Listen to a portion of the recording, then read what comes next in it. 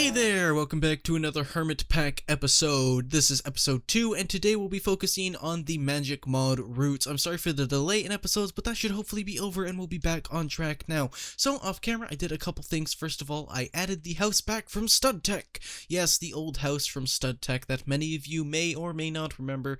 This is the old house from StudTech. It's pretty much the same materials. It's basalt and alabaster instead of, I think it was like basalt and chalk before. So it's pretty much the same materials, but it's the same house. And over here in Chisel and Bits, I did this little awesome stairway, and it is the fastest way to travel up, like just whoop. And you can do it instead of how I did it. Instead of going by 2, 2, 2, 2, 2, you can go 1, 1, 1, 1, 1, and go up even faster. But I like this little staircase thing. We'll have to do a little bit of detailing on that for now. So to get started in roots, we need to first make this runic tablet, which includes an old root, 3 seeds, and a stone. You get old roots at the start of the game by going out and breaking grass. So when you go out and break a whole bunch of grass, sooner or later you should get a root to start doing your roots magic with. It appears that I'm not as lucky right now, and it's not giving me one, but that's okay. Unless it did, and I just didn't notice it, but that's okay. We'll go back up and continue anyway. So, to get started, we have to open up this runic tablet, and it'll tell us a whole bunch of stuff. It'll start open on this natural arts page, which gives us bark harvesting, raw materials, growth powder, rooty stew, and healing poultice, and then spellcraft, rituals, sprites, and then back to natural arts. But I want to focus on the spellcraft, so we need to make a motar first, or motor. Well, not motor, motar. So motar first, and we need 5 stone. Luckily enough, I had some stone smelting up over here, and it's ready to go. So first of all, we need the motar, and then we need a pestle, which is the grindy thing. And you need, let's see, if we go into the runic tablet, the motar, you need some diorite, and sadly we do not have diorite, so I will be right back. So to first get started, I'd actually like to make this bark harvesting knife, which is 5 oak saplings, an oak wood plank, and a stick, which hopefully will work with dark oak. I'm not sure, but we should have enough oak saplings, of course we do, for a bark knife. And then the bark knife, I believe if I just place this down, we can slowly get bark, and it has a chance of breaking the oak wood, but you can see if we just mine a bunch of wood, it's pretty easy to get roots. And after 3, I already have 17. Of course, you can get a little bit unlucky, it'll break right away, but that's perfectly fine.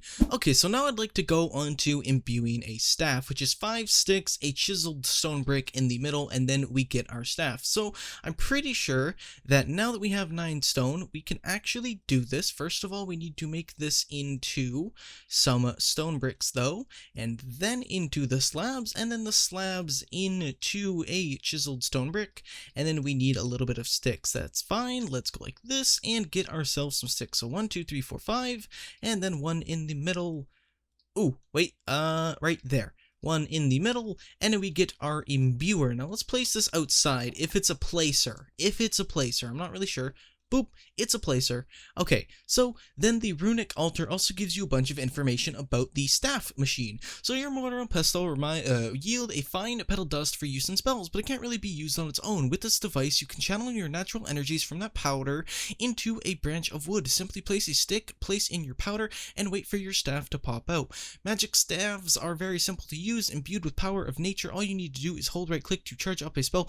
After about a second, release right click to cast it. Okay, so it's pretty simple.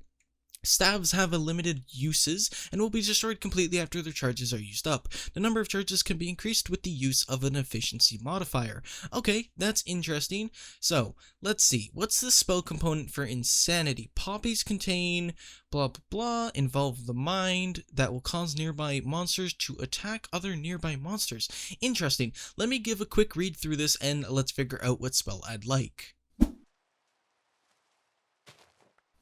Okay, so I'd like to get on with this mod. I have a couple spells that I'd like to do. First of all is the Shatter one, which needs a azure blue, a iron ingot, a spruce sapling, and an old root into a motar, and then we get our dust, and then we infuse it with the little thing to get a wand. That is our little charging power down.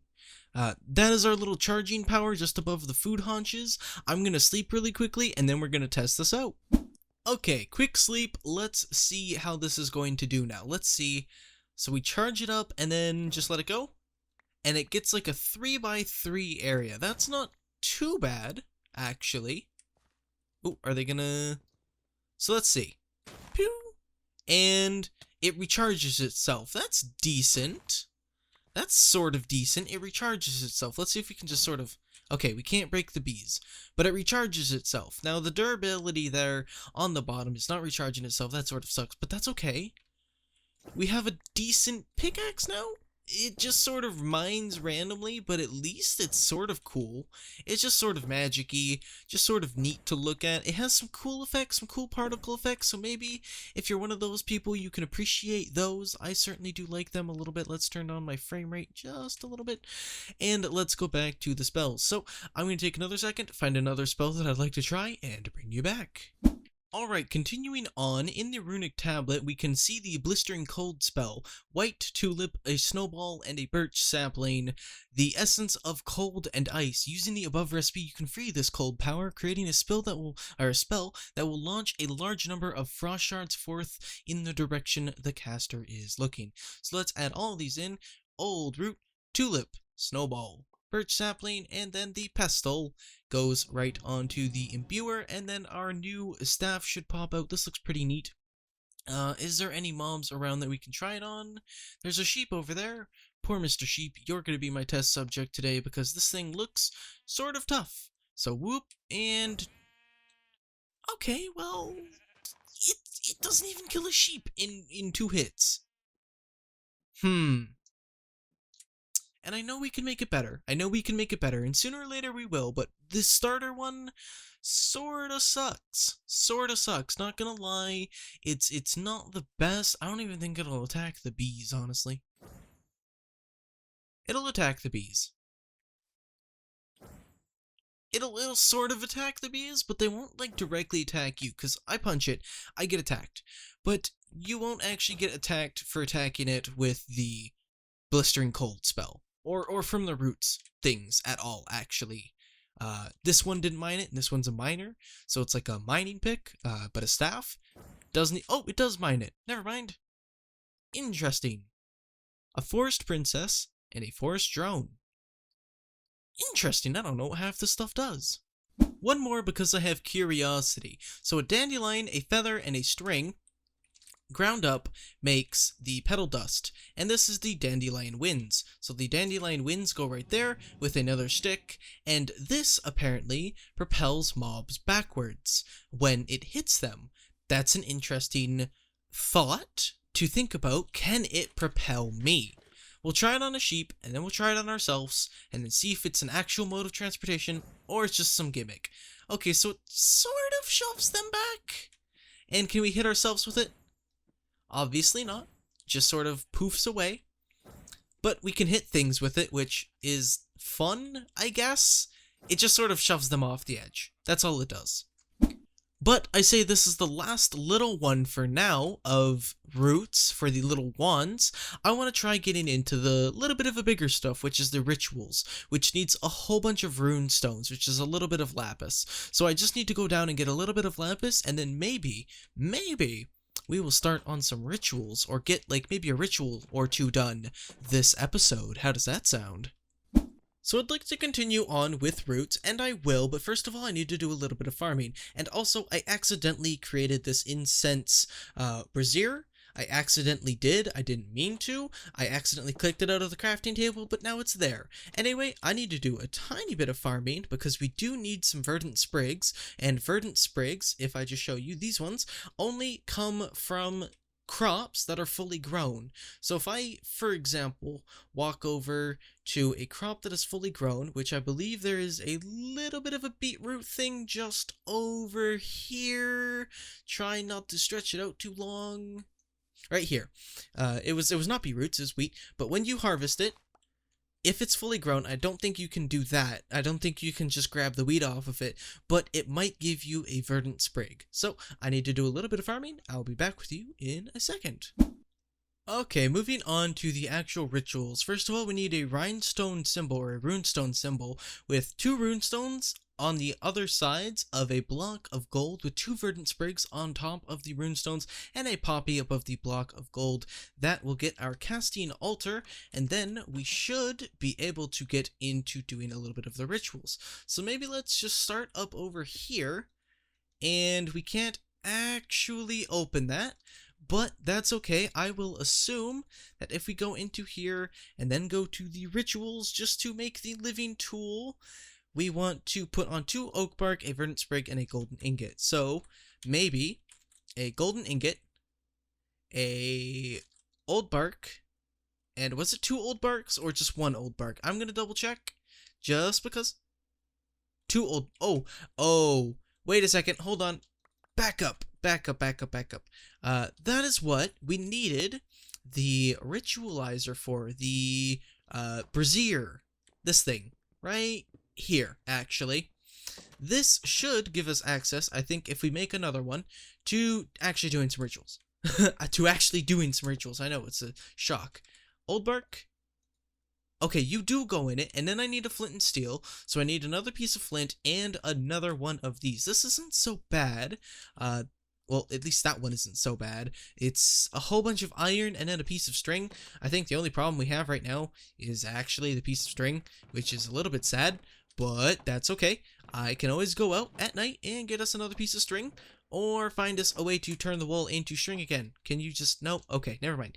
Anyway, I'll be right back, and I will see you back when we have the ritual ready to go. Okay, this should be the final ingredient. All I needed was the wooden pickaxe, and then we're good to go. So let's go way over here and plop down the wooden pickaxe.